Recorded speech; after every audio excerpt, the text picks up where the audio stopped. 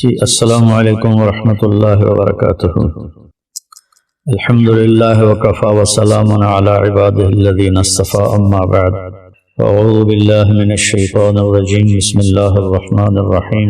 لن ینال اللہ لحومها ولا دماؤها ولکن ینالہ التقوی منکم۔ میرے محترم بھائی اور دوستو، عزیزو، بچوں بچیوں، اللہ تعالیٰ کی طرف سے اس عید کے موقع پر ہمیں قربانی کا حکم دیا گیا ہے۔ سنت، میرے نبی نے فرمایا سنت ابی ابراہیم، میرے باپ کی سنت ابراہیم علیہ السلام۔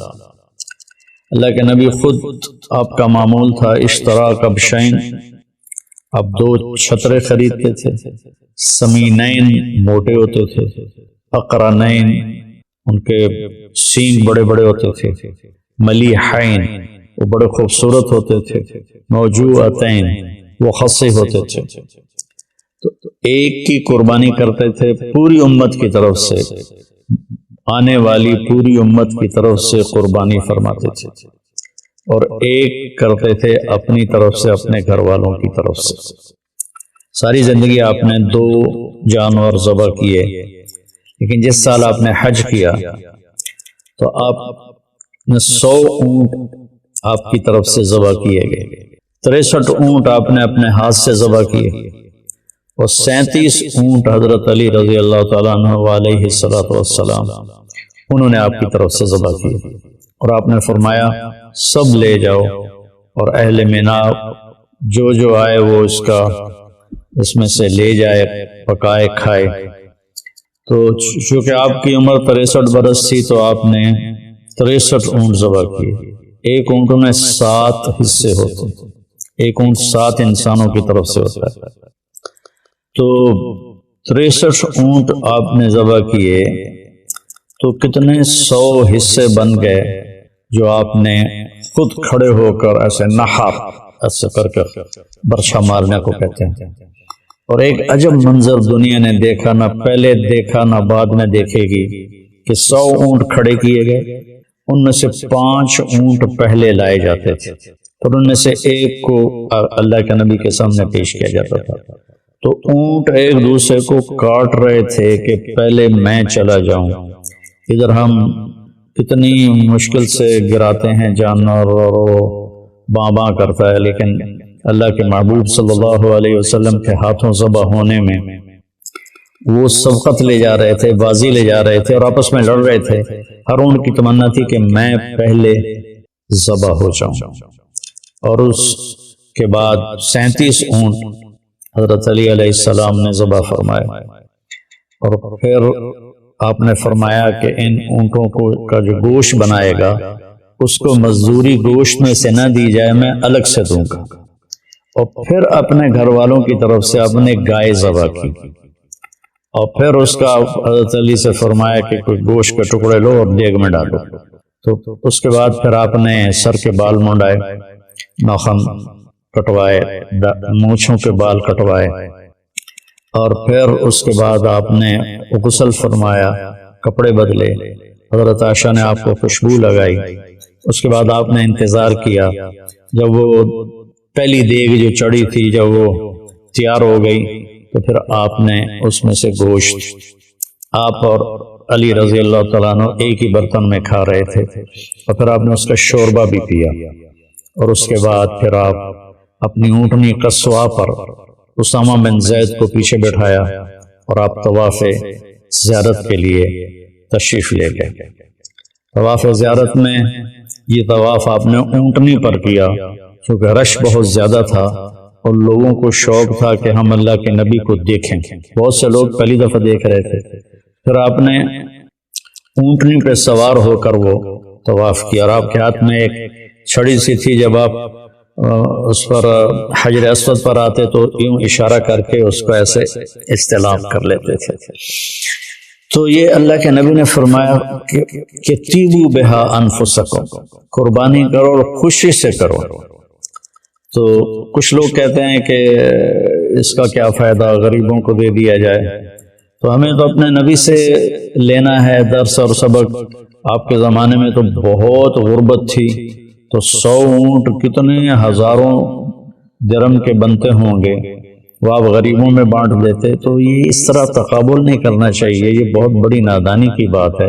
جب ایک چیز میرے نبی سے زندہ ثابت ہے تو پھر اس پر اپنی عقلی دلیلیں دینا یہ ہمارے ایمان کی کمزوری بھی ہے اور ہماری آخرت کا اس میں نقصان بھی ہے کہ اللہ اور اللہ کا رسول تنقید سے پاک ہے۔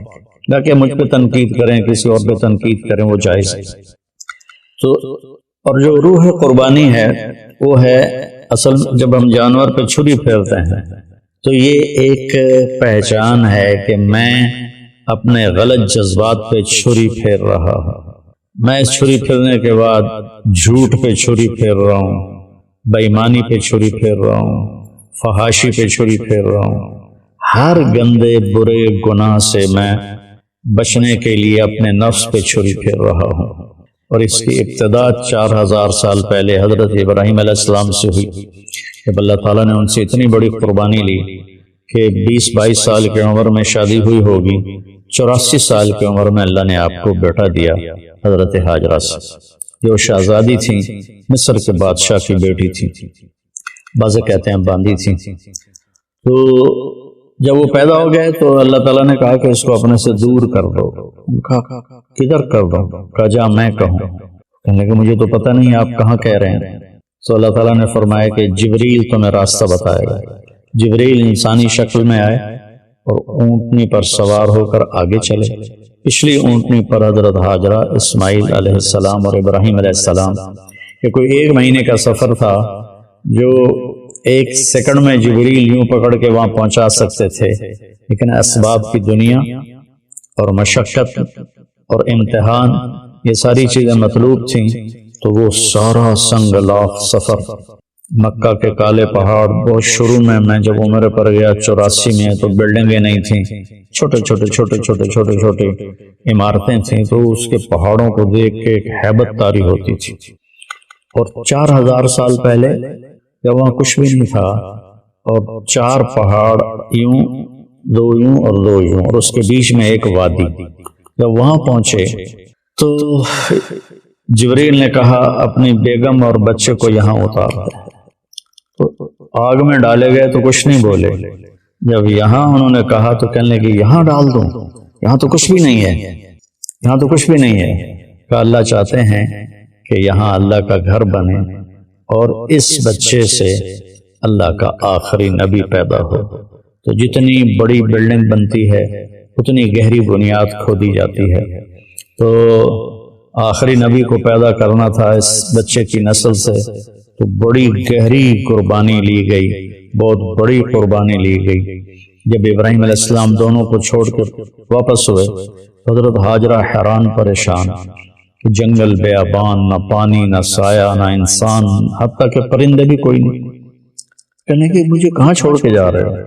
تو جواب دینے کی اجازت نہیں تھی، اور حضرت ہاجرہ ساتھ ساتھ چل رہی ہیں اور ابراہیم علیہ السلام پیدل چل رہے ہیں، اونٹنی کو کی نکیل پکڑی ہوئی ہے، رسی پکڑی ہوئی ہے۔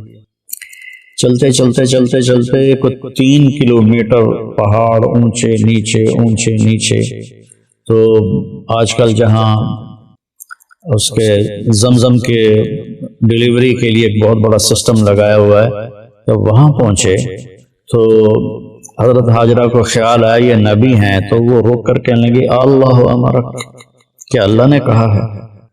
تو آپ نے یوں سر ہلایا، اذن لن یضیعنا اللہ، اچھا پھر جاؤ، اللہ ہمیں ضائع نہیں کرے گا۔ ابراہیم علیہ السلام اونٹنی پہ سوار ہوئے اور چلتے چلتے چلتے پہاڑی سے اتر کر جب غائب ہو گیا ہاجرہ کی نظروں سے، تو ایسے ہاتھ اٹھا دیا، ربنا انی اسکنت من ذریتی بواد غیر ذی زرع ربنا لیقیموا الصلاۃ۔ آگ میں ڈلے تو کوئی دعا نہیں کی، لیکن وہ اتنا ہولناک منظر تھا آگ سے بھی زیادہ کہ دعا کی، اللہ میرا بچہ، میری بیگم کہاں چھوڑ کے جا رہا ہوں، تیرے سپرد ہے۔ تو حضرت ہاجرہ واپس آئیں۔ اب ذرا تصور فرمائیں، رات کو بجلی چلی جائے تو کتنی عورتیں ہیں جو چیخنے لگ جاتی۔ میرے بچے چھوٹے چھوٹے تھے تو جب بجلی جاتی تھی تو سارے ہی رونے لگ جاتے تھے۔ تو اندھیری گھٹ رات، گھٹا ٹوپ اندھیرا اور سناٹا، ہوا کی آواز بھی کوئی نہیں، اور ان 4 پہاڑوں کے درمیان مصر کی شہزادی ایک بچے کو گود میں لے کے بیٹھی ہوئی ہے، یہ کیا میرے رب نے ہمیں کہانی سنائی ہے۔ 3 دن کے بعد وہ پانی ختم ہو گیا جو مشکیزے میں تھا، زیادہ راہ بھی ختم ہو گیا۔ پھر جو صفا مروہ کے چکر لگائے بے قراری کے ساتھ، پتہ تھا کہ یہاں کچھ بھی نہیں ہے، لیکن بے قرار ماں کبھی ادھر کبھی ادھر کبھی ادھر کبھی ادھر۔ اللہ کا شکر ہے کہ 7ویں چکر پہ وہ تھک کے گر گئی، اور وہ ان کو یہ ہو گیا کہ میں یہاں مر جاؤں، میرا بیٹا وہاں مر جائے، میں بچے کو مرتا تڑپتا دیکھ نہیں سکتی، تو ایسے نڈھال ہو کے گر گئی۔ اگر وہ کوئی اور چکر اب تو 7 چکر ہمارے لیے مشکل ہوتے ہیں، تو اگر کوئی اور چکر لگا لیتی تو کتنا مشکل ہوتا۔ تو ایسے انہوں نے اپنے بچے کو دیکھا کہ مر گیا یا زندہ ہے، تو وہاں ایک آدمی نظر آیا، تو ایک دم ماں کے اندر ایک جان پیدا ہوئی اور وہ بھاگی۔ آگے گئی تو بندہ غائب تھا، وہ جبریل تھے انسانی شکل میں۔ انہوں نے آ کر ایسے پر مارا اور حضرت اسماعیل کی ایڑیوں سے چشمہ ابل کے باہر نکل آیا۔ زمزم کا کنویں کو 4000 سال ہو گئے، آج تک اس کا سورس کیا ہے، یہ پانی کہاں سے آ رہا ہے، آج تک کسی کو معلوم نہیں ہے۔ اور ابھی تو بہت بڑی ٹیکنالوجی ہے، انہوں نے بڑے بڑے جیولوجسٹ بلا کر اس کے سورس کو طائف تک ڈھونڈا، کہیں بھی نہیں ملا۔ جب وہ موٹر چلتی ہے کنویں کی تو پانی ابل ابل کے 4-5 دہانے ہیں وہاں سے نکل کے اندر آنا شروع ہو جاتا ہے۔ تو پھر جب بچہ فلما بلغ معه السعی، بچہ بھاگنے دوڑنے والا بن گیا، تو اللہ نے کہا جاؤ جا کے ذبح کر۔ تو ابراہیم علیہ السلام کو آپ ذرا تصور کریں کہ جب وہ فلسطین سے چلے ہوں گے چھری لے کر، پورے راستے میں کن خیالوں کے ساتھ چلے ہوں گے کہ میں بچہ ذبح کرنے جا رہا ہوں، بچہ ذبح کرنے جا رہا ہوں، میں بچہ ذبح کرنے جا رہا ہوں۔ اور عمر اس وقت ان کی کوئی 90 سال ہو چکی تھی۔ تو جب بچے کو لے کر مینا میں پہنچے اور اس کے سامنے کھڑے کر کے کہا کہ انی ارا فی المنام انی اذبحک فانظر ماذا ترى، بیٹا میں تمہیں ذبح ہوتے دیکھ رہا ہوں، کیا رائے ہے؟ تو 1 سیکنڈ نہیں لگایا حضرت اسماعیل علیہ السلام نے، یا ابت ففعل، یا ابت وفعل نہیں، یا ابت فعل، ابت اور افعل کے درمیان کوئی حرف نہیں، یعنی اتنی سپیڈ سے اسماعیل علیہ السلام نے واپس جواب دیا، یا ابت فعل ستجدنی انشاءاللہ من الصابرین۔ اب چھری چلا تو دیکھے گا میں صبر والا ہوں۔ وہ حیران ہو کر دیکھنے لگے کہ تجھے پتہ بھی ہے میں نے کیا کہا ہے؟ کہنے لگے ہاں پتہ ہے، آپ مجھے ذبح کریں گے، آپ کے بدلے مجھے اللہ مل جائے گا، اللہ آپ سے زیادہ بہتر ہے، دنیا کے بدلے مجھے جنت مل جائے گی، جنت دنیا سے بہتر ہے۔ تو تھوڑی دیر چپ ہوئے، کہنے لگے ہاں مجھے اپنی ماں کا بڑا خیال آ رہا ہے کہ اسے بڑا افسوس ہوگا۔ تو ایسے کرتا اتارا اور اپنے ابا کو دیا اور کہا کہ مجھے آپ میری لاش کو ادھر نہ لے جانا، ادھر ہی دبا دینا، اور یہ کرتا جا کے میری ماں کو دے دینا، جب اسے میری یاد آئے گی تو وہ میرا کرتا دیکھ لیا کرے گی۔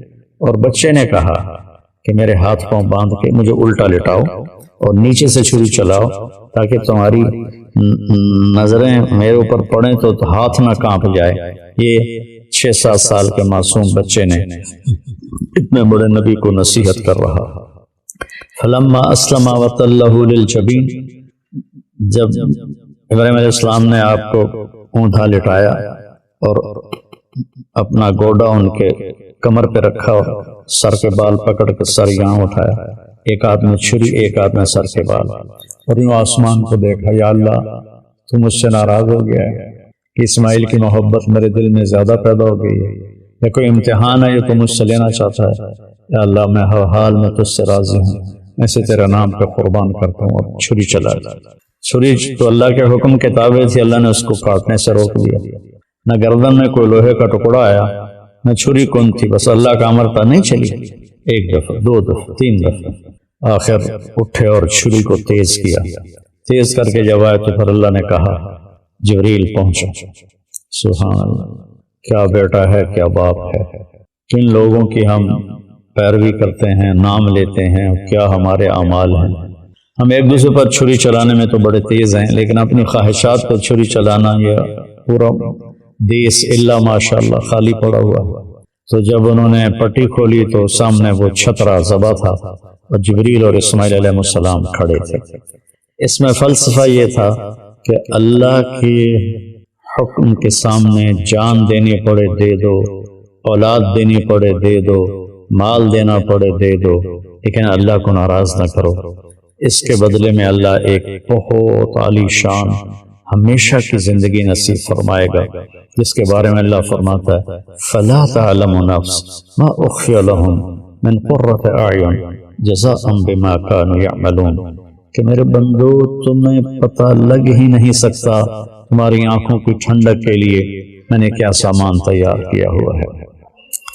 تو میرے عزیزو، یہ قربانی ایک پیغام ہے کہ اللہ رسول کو راضی کرنے میں ہم اپنی خواہشات کی قربانی دیں اور اپنے نبی کو، اپنے اللہ کو خوش کریں۔ تو اس وقت ہمارے ملکی حالات بہت ابتر ہیں۔ میں تو یہاں دیہات میں ہوں، غریبوں کے چولہے بند ہو چکے ہیں، ایک وقت پکاتے ہیں، 2 وقت بھوکے رہتے ہیں، بہت بری حالت ہے۔ میں نے زندگی میں کبھی ایسی بری حالت نہیں دیکھی جو میں اب دیکھ رہا ہوں۔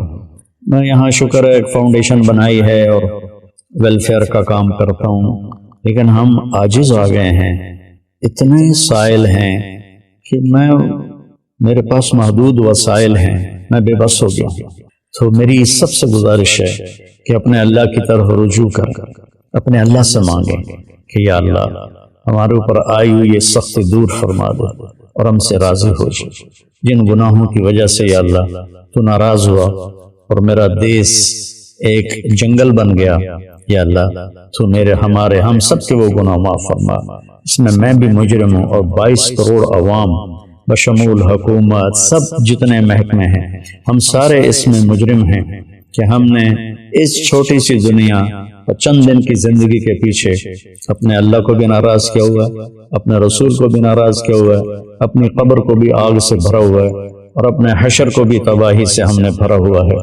ہمارے سامنے صرف یہی زندگی ہے جس کا اللہ تعالیٰ کہتا ہے یعلمون ظاہرا من الحیات الدنیا وہم عن الآخرۃ ہم غافلون۔ تمہیں صرف دنیا کی زندگی معلوم ہے، تمہیں پتہ ہی نہیں ہے کہ آخرت میں کیا ہونے والا ہے۔ جب اللہ دے گا تو ایسا دے گا کہ کسی کو تصور نہیں، جب اللہ پکڑے گا تو ایسا پکڑے گا کہ کسی کو تصور ہی نہیں۔ ان بطش ربک لشدید، تیرے رب کی پکڑ انتہائی سخت ہے۔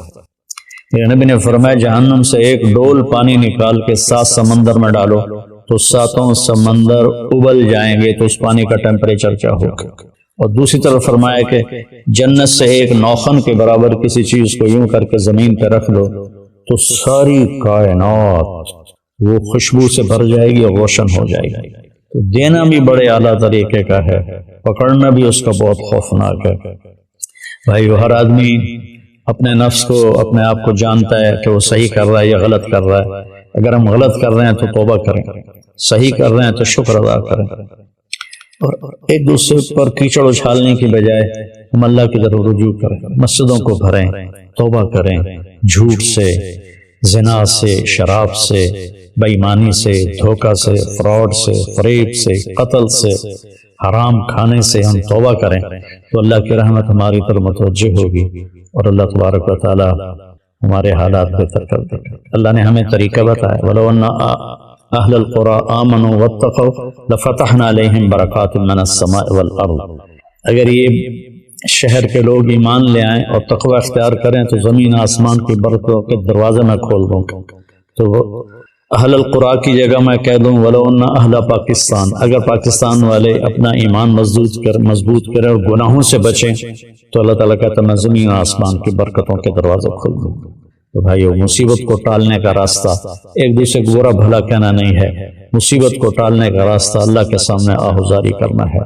جیسی پرجا ویسا راجا، جیسے ہمارے عوام ہوں گے ویسے ہمارے حکمران ہوں گے، تو ہم اپنے اعمال کا محاسبہ کر کے اپنے آپ کو ٹھیک کریں۔ اللہ تعالیٰ ہماری توبہ کو قبول فرمائے اور ہم سے راضی ہو۔ السلام علیکم۔ جی السلام علیکم ورحمۃ اللہ وبرکاتہ۔ الحمدللہ وکفی وسلام علی عبادہ الذین اصطفی، اما بعد، اعوذ باللہ من الشیطان الرجیم، بسم اللہ الرحمن الرحیم۔ لن ینال اللہ لحومها ولا دماؤها ولکن ینالہ التقوی منکم۔ میرے محترم بھائی اور دوستو، عزیزو، بچوں بچیوں، اللہ تعالیٰ کی طرف سے اس عید کے موقع پر ہمیں قربانی کا حکم دیا گیا ہے۔ سنت میرے نبی نے فرمایا سنت ابی ابراہیم، میرے نبی کی میرے باپ کی سنت ابراہیم علیہ السلام۔ اللہ کے نبی خود آپ کا معمول تھا اشتراک بشین، آپ دو چھترے خریدتے تھے، سمینین موٹے ہوتے تھے، اقرنین ان کے سینگ بڑے بڑے ہوتے تھے، ملیحین وہ بڑے خوبصورت ہوتے تھے، موجوعتین وہ خصی ہوتے تھے۔ تو ایک کی قربانی کرتے تھے پوری امت کی طرف سے، آنے والی پوری امت کی طرف سے قربانی فرماتے تھے، اور ایک کرتے تھے اپنی طرف سے، اپنے گھر والوں کی طرف سے۔ ساری زندگی آپ نے 2 جانور ذبح کیے، لیکن جس سال آپ نے حج کیا تو آپ نے 100 اونٹ آپ کی طرف سے ذبح کیے گئے، 63 اونٹ آپ نے اپنے ہاتھ سے ذبح کیے، اور 37 اونٹ حضرت علی رضی اللہ تعالیٰ عنہ علیہ السلام انہوں نے آپ کی طرف سے ذبح کیے، اور آپ نے فرمایا سب لے جاؤ، اور اہل مینا جو آئے وہ اس میں سے لے جائے، پکائے کھائے۔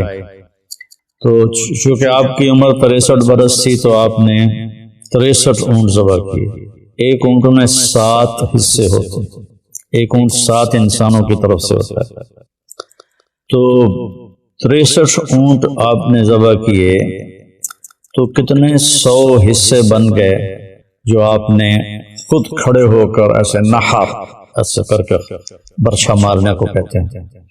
اور ایک عجب منظر دنیا نے دیکھا، نہ پہلے دیکھا نہ بعد میں دیکھے گی، کہ 100 اونٹ کھڑے کیے گئے، ان میں سے 5 اونٹ پہلے لائے جاتے تھے، اور ان میں سے ایک کو اللہ کے نبی کے سامنے پیش کیا جاتا تھا۔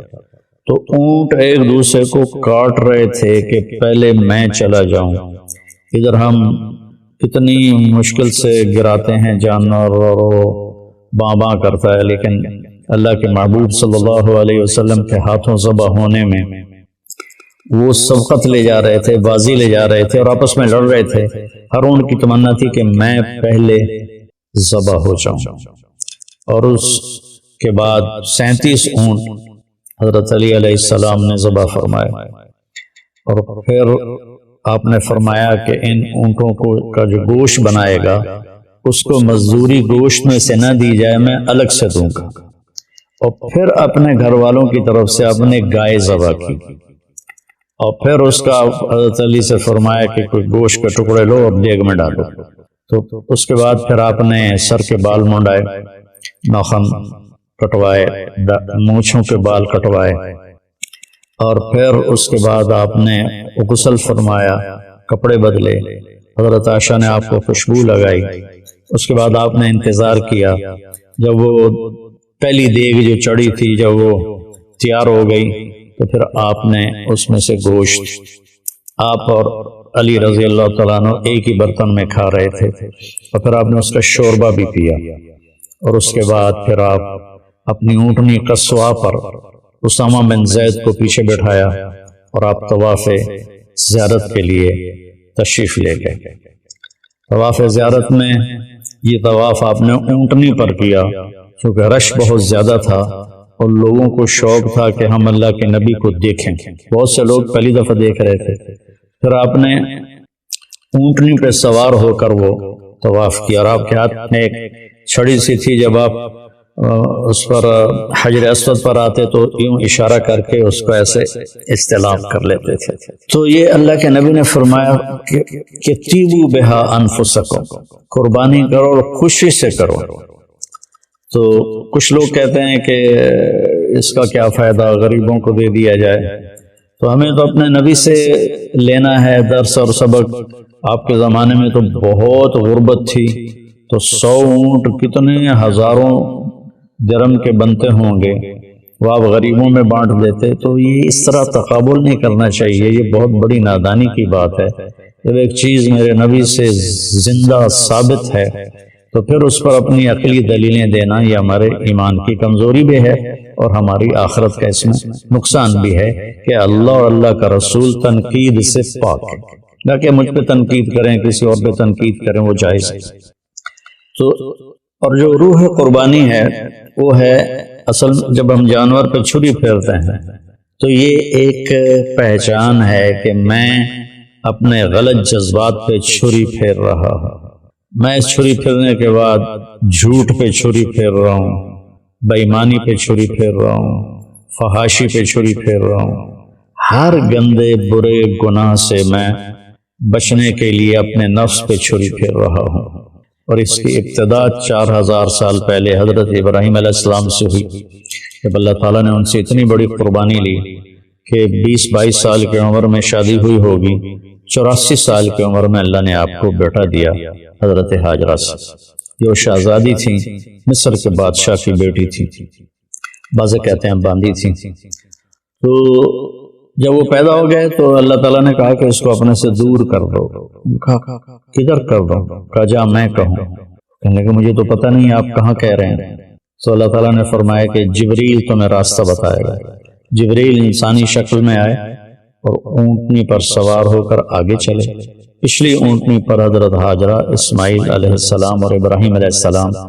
یہ کوئی 1 مہینے کا سفر تھا جو 1 سیکنڈ میں جبریل یوں پکڑ کے وہاں پہنچا سکتے تھے، لیکن اسباب کی دنیا اور مشقت اور امتحان یہ ساری چیزیں مطلوب تھیں. تو وہ سارا سنگ لاخ سفر، مکہ کے کالے پہاڑ، بہت شروع میں جب عمر پر گیا 84 میں، تو بلڈنگیں نہیں تھیں، چھوٹے چھوٹے عمارتیں تھیں. تو اس کے پہاڑوں کو دیکھ کے ایک ہیبت طاری ہوتی تھی. اور 4000 سال پہلے جب وہاں کچھ بھی نہیں تھا اور 4 پہاڑ یوں، 2 یوں اور 2 یوں، اور اس کے بیچ میں ایک وادی. جب وہاں پہنچے تو جبریل نے کہا اپنی بیگم اور بچے کو یہاں اتار دے. تو آگ میں ڈالے گئے تو کچھ نہیں بولے. جب یہاں انہوں نے کہا تو کہنے لگے یہاں ڈال دوں، یہاں تو کچھ بھی نہیں ہے، یہاں تو کچھ بھی نہیں ہے. کہ اللہ چاہتے ہیں کہ یہاں اللہ کا گھر بنے اور اس بچے سے اللہ کا آخری نبی پیدا ہو. تو جتنی بڑی بلڈنگ بنتی ہے اتنی گہری بنیاد کھودی جاتی ہے. تو آخری نبی کو پیدا کرنا تھا اس بچے کی نسل سے، تو بڑی گہری قربانی لی گئی، بہت بڑی قربانی لی گئی. جب ابراہیم علیہ السلام دونوں کو چھوڑ کر واپس ہوئے، حضرت ہاجرہ حیران پریشان کہ جنگل بیابان، نہ پانی، نہ سایہ، نہ انسان، حتیٰ کہ پرندے بھی کوئی نہیں. کہنے کہ مجھے کہاں چھوڑ کے جا رہے ہو؟ تو جواب دینے کی اجازت نہیں تھی. اور حضرت ہاجرہ ساتھ ساتھ چل رہی ہیں اور ابراہیم علیہ السلام پیدل چل رہے ہیں، اونٹنی کو کی نکیل پکڑی ہوئی ہے، رسی پکڑی ہوئی ہے. چلتے چلتے چلتے چلتے 3 کلومیٹر پہاڑ اونچے نیچے اونچے نیچے. تو آج کل جہاں اس کے زمزم کے ڈیلیوری کے لیے ایک بہت بڑا سسٹم لگایا ہوا ہے، جب وہاں پہنچے تو حضرت ہاجرہ کو خیال آیا یہ نبی ہیں. تو وہ روک کر کہنے لگے اللہ امرک، کیا اللہ نے کہا ہے؟ تو آپ نے یوں سر ہلایا، اذن لن یضیعنا اللہ، اچھا پھر جاؤ اللہ ہمیں ضائع نہیں کرے گا. ابراہیم علیہ السلام اونٹنی پہ سوار ہوئے اور چلتے چلتے چلتے پہاڑی سے اتر کر جب غائب ہو گیا ہاجرہ کی نظروں سے، تو ایسے ہاتھ اٹھا دیا، ربنا انی اسکنت من ذریتی بواد غیر ذی زرع ربنا لیقیموا الصلاۃ. آگ میں ڈلے تو کوئی دعا نہیں کی، لیکن وہ اتنا ہولناک منظر تھا آگ سے بھی زیادہ کہ دعا کی اللہ میرا بچہ، میری بیگم کہاں چھوڑ کے جا رہا ہوں، تیرے سپرد ہے. تو حضرت ہاجرہ واپس آئیں. اب ذرا تصور فرمائیں، رات کو بجلی چلی جائے تو کتنی عورتیں جو چیخنے لگ جاتی. میرے بچے چھوٹے چھوٹے تھے تو جب بجلی جاتی تھی تو سارے ہی رونے لگ جاتے تھے. تو اندھیری گھٹ رات، گھٹا ٹوپ اندھیرا اور سناٹا، ہوا کی آواز بھی کوئی نہیں. اور ان 4 پہاڑوں کے درمیان مصر کی شہزادی ایک بچے کو گود میں لے کے بیٹھی ہوئی ہے. یہ کیا میرے رب نے ہمیں کہانی سنائی ہے. 3 دن کے بعد وہ پانی ختم ہو گیا جو مشکیزے میں تھا، زادرہ بھی ختم ہو گیا. جو صفا مروہ کے چکر لگائے بے قراری کے ساتھ، پتہ تھا کہ یہاں کچھ بھی نہیں ہے، لیکن بے قرار ماں کبھی ادھر کبھی ادھر کبھی ادھر کبھی ادھر. اللہ کا شکر ہے کہ 7ویں چکر پہ وہ تھک کے گر گئی، اور وہ ان کو یہ ہو گیا کہ میں یہاں مر جاؤں، میرا بیٹا وہاں مر جائے. میں بچے کو مرتا تڑپتا دیکھ نہیں سکتی تو ایسے نہیں ڈھال ہو کے گر گئی۔ اگر وہ کوئی اور چکر ابھی تو 7 چکر ہمارے لیے مشکل ہوتے ہیں، تو اگر کوئی اور چکر لگا لیتی تو کتنا مشکل ہوتا۔ تو ایسے انہوں نے اپنے بچے کو دیکھا کہ مر گیا یا زندہ ہے، تو وہاں ایک آدمی نظر آیا، تو ایک دم ماں کے اندر ایک جان پیدا ہوئی اور وہ بھاگی، آگے گئی تو بندہ غائب تھا، وہ جبریل تھے انسانی شکل میں۔ انہوں نے آ کر ایسے پر مارا اور حضرت اسماعیل کی ایڑیوں سے چشمہ ابل کے باہر نکل آیا۔ زمزم کا کنویں کو 4000 سال ہو گئے، آج تک اس کا سورس کیا ہے، یہ پانی کہاں سے آ رہا ہے، آج تک کسی کو معلوم نہیں ہے۔ اور ابھی تو بہت بڑی ٹیکنالوجی ہے، انہوں نے بڑے بڑے جیولوجسٹ بلا کر اس کے سورس کو طائف تک ڈھونڈا، کہیں بھی نہیں ملا۔ جب وہ موٹر چلتی ہے کنویں کی تو پانی ابل ابل کے 4-5 دہانے ہیں وہاں سے نکل کے اندر آنا شروع ہو جاتا ہے۔ تو پھر جب بچہ فلما بلغ معه السعی، بچہ بھاگنے دوڑنے والا بن گیا تو اللہ نے کہا جاؤ جا کے ذبح کر۔ تو ابراہیم علیہ السلام کو آپ ذرا تصور کریں کہ جب وہ فلسطین سے چلے ہوں گے چھری لے کر، پورے راستے میں کن خیالوں کے ساتھ چلے ہوں گے کہ میں بچہ ذبح کرنے جا رہا ہوں، میں بچہ ذبح کرنے جا رہا ہوں، میں بچہ ذبح کرنے جا رہا ہوں۔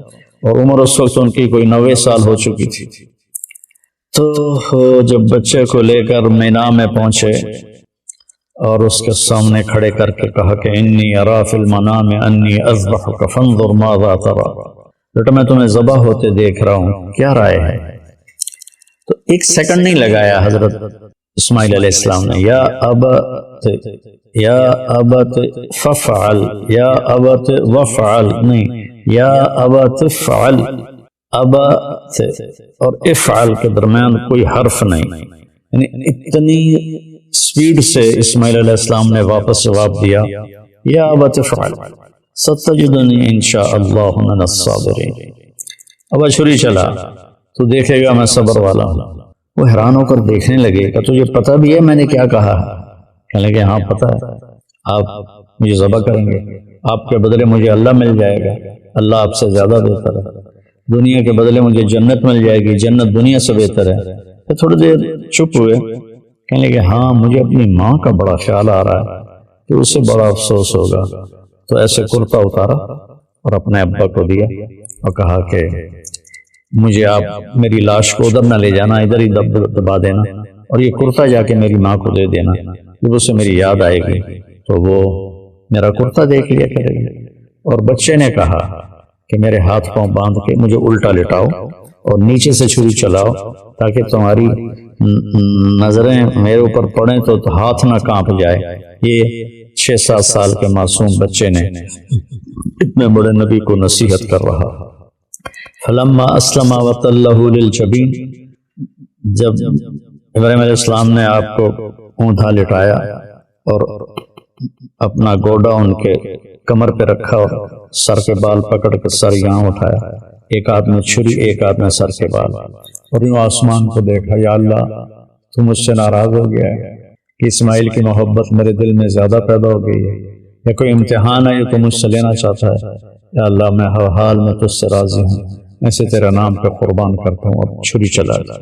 چھری تو اللہ کے حکم کے تابع تھی، اللہ نے اس کو کاٹنے سے روک دیا، نہ گردن میں کوئی لوہے کا ٹکڑا آیا نہ چھری کون تھی، بس اللہ کا امر تھا، نہیں چلی، 1 دفعہ 2 دفعہ 3 دفعہ، آخر اٹھے اور چھری کو تیز کیا، تیز کر کے جب آئے تو پھر اللہ نے کہا جبریل پہنچا۔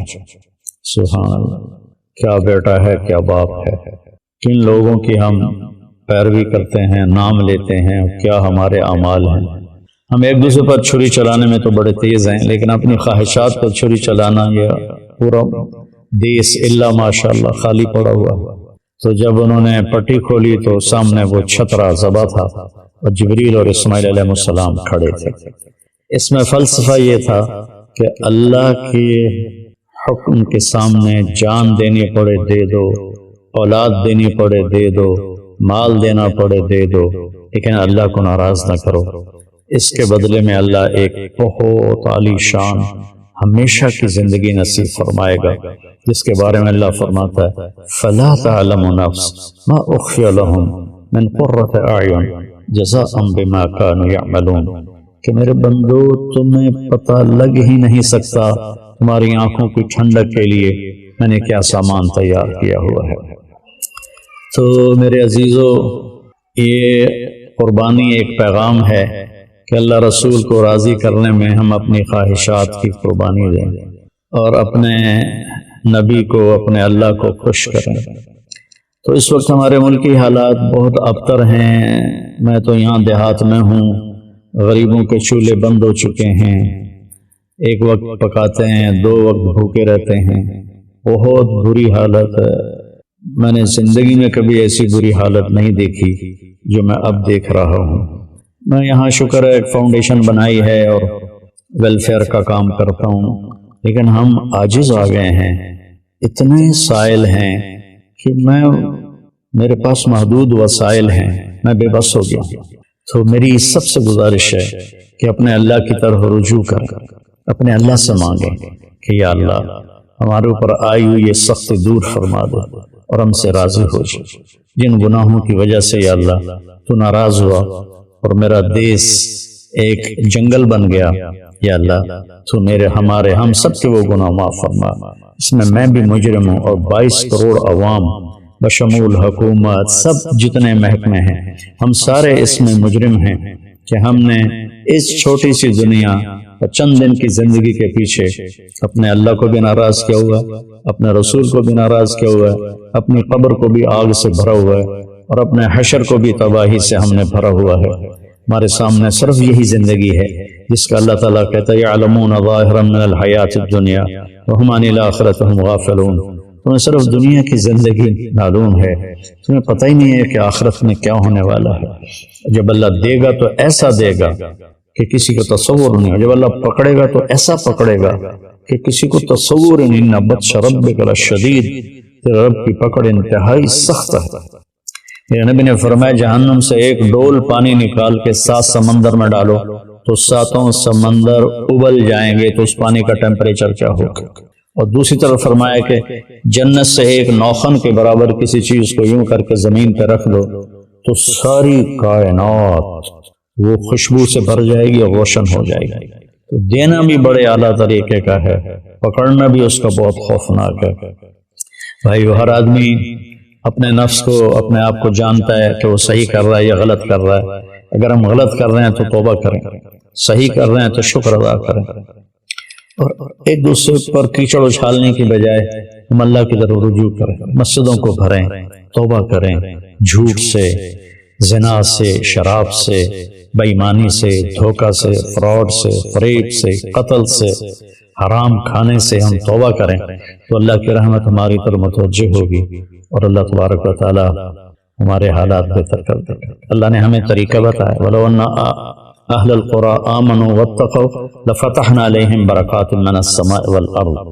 اگر یہ شہر کے لوگ ایمان لے آئیں اور تقوی اختیار کریں تو زمین آسمان کی برکتوں کے دروازے میں کھول دوں گا۔